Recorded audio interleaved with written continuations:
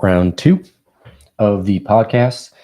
Uh, Seems like everybody really enjoyed the first go around and had some really good questions.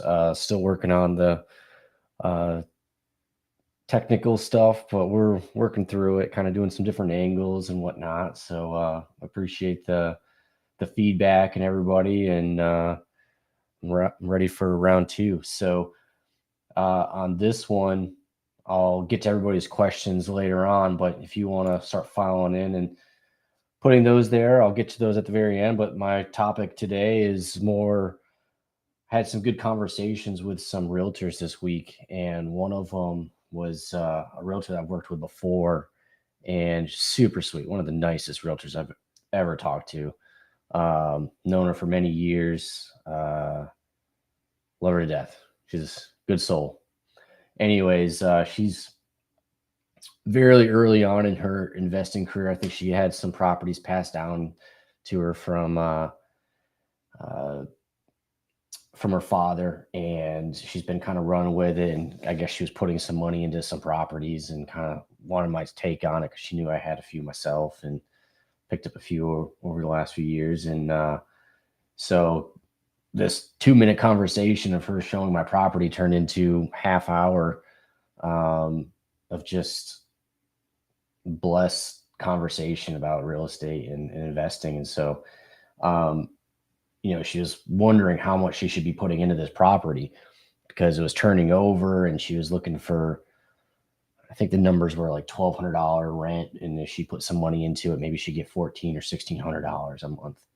And so we were kind of going through it. She's talking about painting and doing some carpets and stuff like that. And so I think she was up to like $18,000 or something crazy with like light fixtures and whatnot. And so it can add up for sure. It doesn't seem like a lot at the beginning, but also $400 or $500 extra per month adds up as well.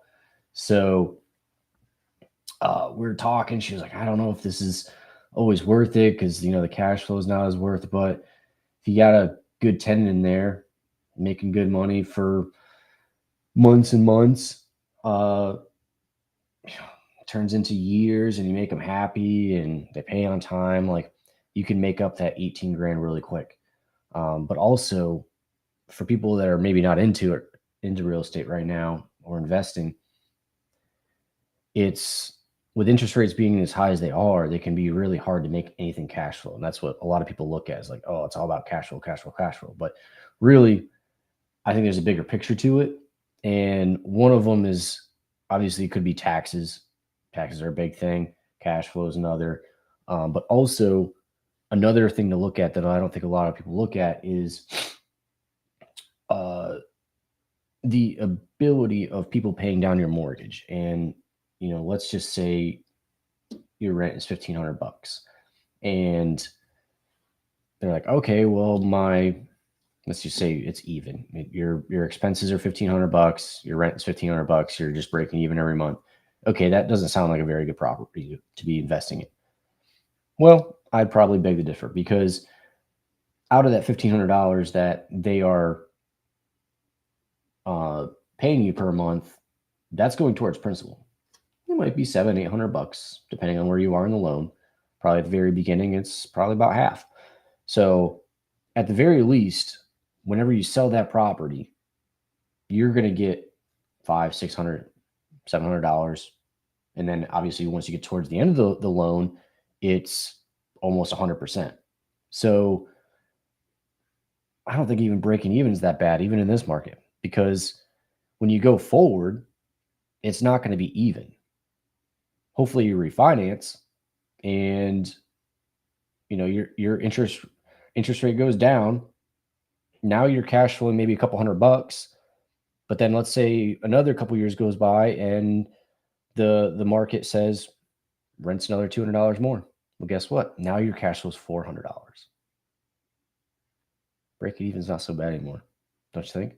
So something to think about. Thinking outside the box a little bit on, okay, so interest rates are super high and I'm just not going to do it right now. Well, I think no matter what market it is, I like to try to pick up a couple properties because I know over time can make any investment property much better. Now, there's always some better than others, but if you can get it to as close to breaking even as possible, or I mean, I think I bought a couple properties and it was negative $25 cash flow, but I think right now, over 3 years that I've owned it, they've paid down my mortgage maybe $30,000, $40,000. But I was cash flowing $25. Now I think I'm cashing $250. So a lot can change with time. So I would keep an open mind when it comes to things like that.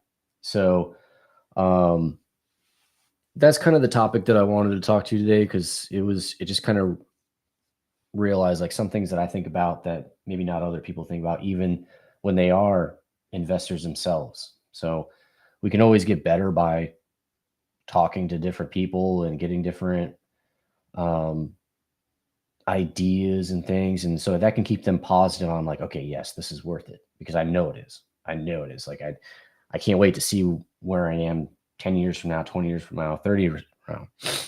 So I would just say, kind of going back to last week, was with Greg's question, and you just got to start.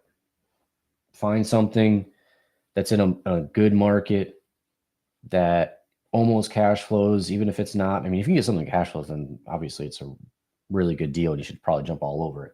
So have a good realtor, try to get the best rate you can. I would try to put down as little as possible. That's just me. I don't want to put too much money into it. And then, that makes it harder for me to get into another one. So if I had $100,000 and you can put down, 50 grand on two properties, I'd rather get two properties than put 100 grand down on one. And it's not going to add up as fast, and your ROI is a less amount. So something to other keep in mind. But that's all I got for you today. But just wanted to come on here again, and I'll probably see you here in a few days. But that was the one thing that this week that I wanted to talk about. After I got off the phone with that realtor, I knew that that's the topic was going to be about. It's just thinking outside the box, details that maybe people are not thinking, just past cash flow, like, oh, I've got to make $200 cash flow. Well, there's other reasonings behind it. So thank you all for watching, and I'll be back in a few days. And if you got any questions that you'd like me to answer in the future, comment below. I'll get to them next time. So I appreciate it. Thanks for all the love. Thanks.